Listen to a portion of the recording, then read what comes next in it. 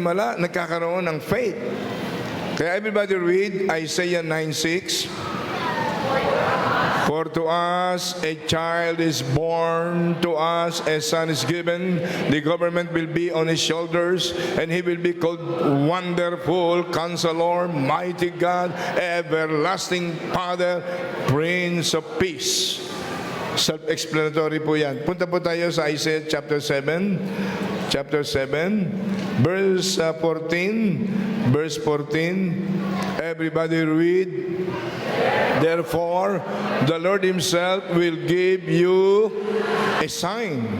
The virgin will conceive and give birth to a son, and will call him what?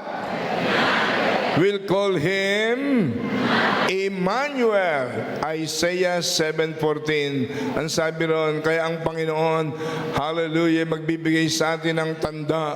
Ang isang birhing babae ay magdadalang tao, magbibigay ng kapanganakan sa isang anak na lalaki, at tatawagin siyang Emmanuel. Anong ibig sabihin ng Emmanuel? Basahin natin ang Matthew chapter 1, the birth of Jesus, beginning verse 18. Everybody, Matthew chapter 1 verse 18 regarding the birth of Jesus. Everybody read. Kayo pong sumusubaybay sa television program na ito, sa live stream all over the Philippines and all over the world, ay makiisa kayo sa pagbabasa ng salita ng Diyos nang maliwanagan natin ang ilang malalalim na kahulugan at diwa ng tunay na Kapaskuhan. Dahil ang Kapaskuho ay ginawang commercialized ng dyablo sa daigdig. Ayaw ng dyablo na makilala ng lahi ng tao at malaman ng lahi ng tao ang tunay na malalim na diwa ng Kapaskuhan. Sapagkat hindi natin mararanasan ang mga malalalim na intensyon ng Diyos para ang tao ay hindi lamang mabalik sa Kanya, kundi mabuksan ang bintana ng kalangitan habang sinabubuhay sa gitna ng magulong sanlibutan. Tingnan ninyo ang kapanganakan ng ating Panginoon, Matthew chapter 1, beginning verse 18. Everybody read. This is how the birth of Jesus, the Messiah, came about. His mother Mary was pledged to be married to Joseph.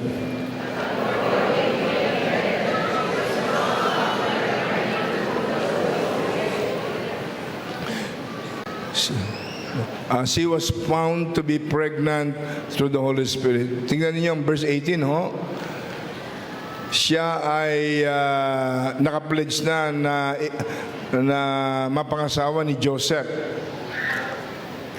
But before they came together as husband and wife, she was found to be pregnant through the Holy Spirit.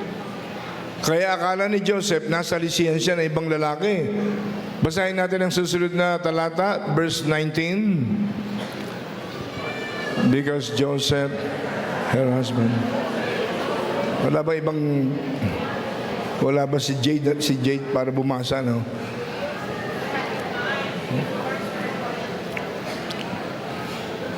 Okay. Because Joseph, her husband, was faithful to the law, yet did not want to expose her to public disgrace, he had in mind to divorce her quietly. Naisip ni Joseph, hiwalayan si Maria. Pero dahan-dahan. Gusto niyang hiwalayan. Pero ayaw niyang ibulgar sa publiko. Bakit? Nung panahon ng public ministry, nung panahon na yon, public ministry ni Jesus, ang isang dalaga, pag biglang nabuntis ng walang asawa, dinadala sa plaza, binabato hanggang mamatay. Napamahal kay Joseph, si Blessed Mary, plano niyang dahan-dahan, hiwalayan. Pero, inutusan ng Diyos si Jesus' name. Inutusan ng Diyos si Angel Gabriel. Verse 20, but after he had considered this, an angel of the Lord appeared to him in a dream and said, Joseph, son of David, do not be afraid to take Mary home as your wife. because what is conceived in her is from the Holy Spirit. Joseph, wag mong hiwalayan si Maria. Hindi ka nasalisihan na ibang lalaki. Yun ang ibig sabihin niyan. Ang sanggol na sa pupunan ni Maria is conceived from the Holy Spirit. Gawa ito ng kapangyarihan ng Holy Spirit. Ito'y bugtong na anak ng Diyos, magkakatawang tao. Verse 21.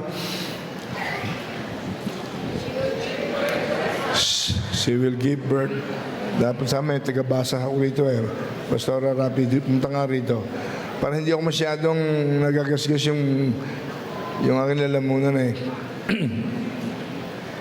Okay, she will give birth to a son. You are to give him the name Jesus. You are to give him what? Name? Buksan ninyo mga mata ninyo. Mahalaga itong pag-aaral na ito. You have to give him the name Jesus. Why? What is the meaning of Jesus?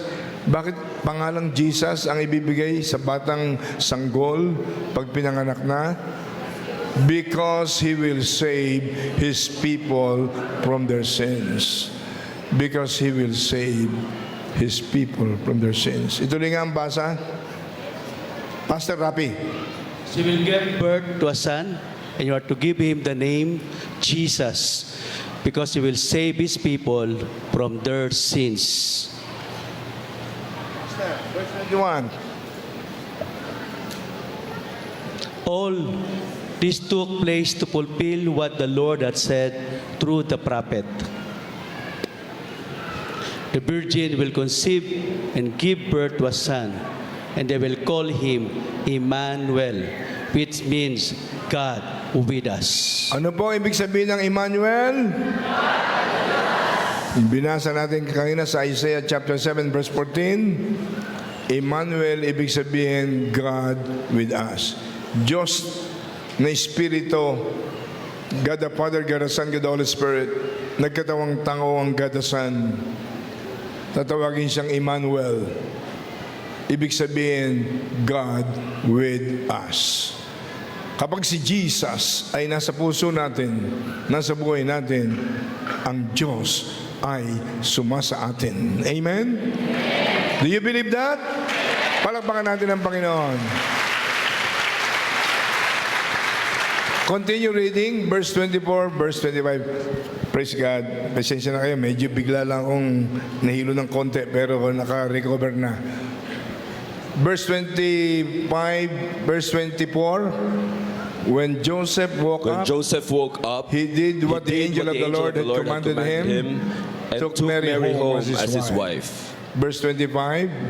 But he did not consummate their marriage until she gave birth to a son.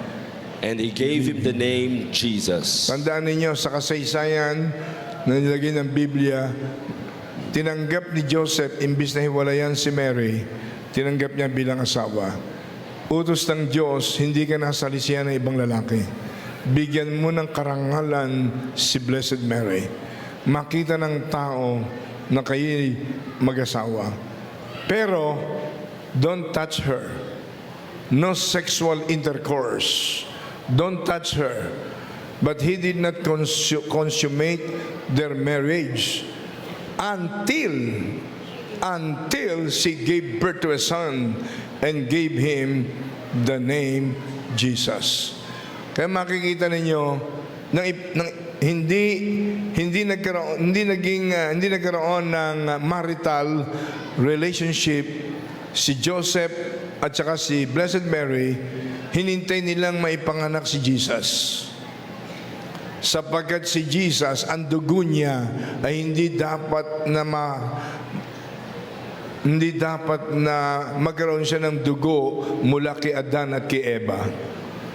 Sapagkat si Adan at si Eva ay nahulog sa kasalanan, kaya lahat ng lahi, ang buong lahi ng tao ay merong dugo ni Adan at ni Eva, hando ng original sin. Kaya lahat ng tao ay nagkasala. Romans chapter 3 verse 23, all have sinned and come short of the glory of God. Lahat ay nagkasala, hindi nakaabot sa kaluwalhatian o pamantayan ng Diyos. Romans 3:23. Sa Romans 6:23, ang kabayaran ng kasalanan ay kamatayan. The wages of sin is death, not only physical death, but a spiritual death, eventually leading to eternal death in the lake of fire. But the gift of God, Romans 6:23, but the gift of God is eternal life in Christ Jesus our Lord.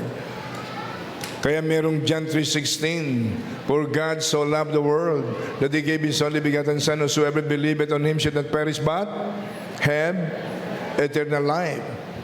Kaya pag si Jesus ay tinanggap natin sa puso natin, anong sabi ng John chapter 1 verse 12? Pag tinanggap natin si Jesus, John chapter 1 verse 12, anong sabi ron?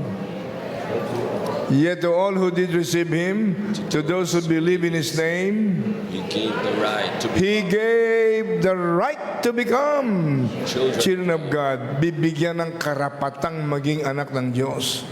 Hindi lahat ng tao ay anak ng Diyos. Ako okay, bata, akala ko, lahat ng tao anak ng Diyos. Hindi pala. Ilan ang anak ng Diyos? Gayon na lamang ang pagsinta ng Diyos sa sanlibutan. Ibinigay niya ang kanyang kaisa-isang bugtong na anak. Upang sino man ang sa kanya'y sumampalataya, huwag mapahama, kundi magkaroon ng buhay na walang hanggan. Ilan ang anak ng Diyos? Isa lang ang kanyang bugtong na anak. Paano tayo magiging anak ng Diyos? Nilalang tayo ng Diyos. Pag tinanggap natin si Jesus, John chapter 1 verse 12, yung tumatanggap lamang sa Kanya ang pinagkakalooban ng right to become children of God. Palapakan natin ang Panginoon. Amen, Lord. Hallelujah.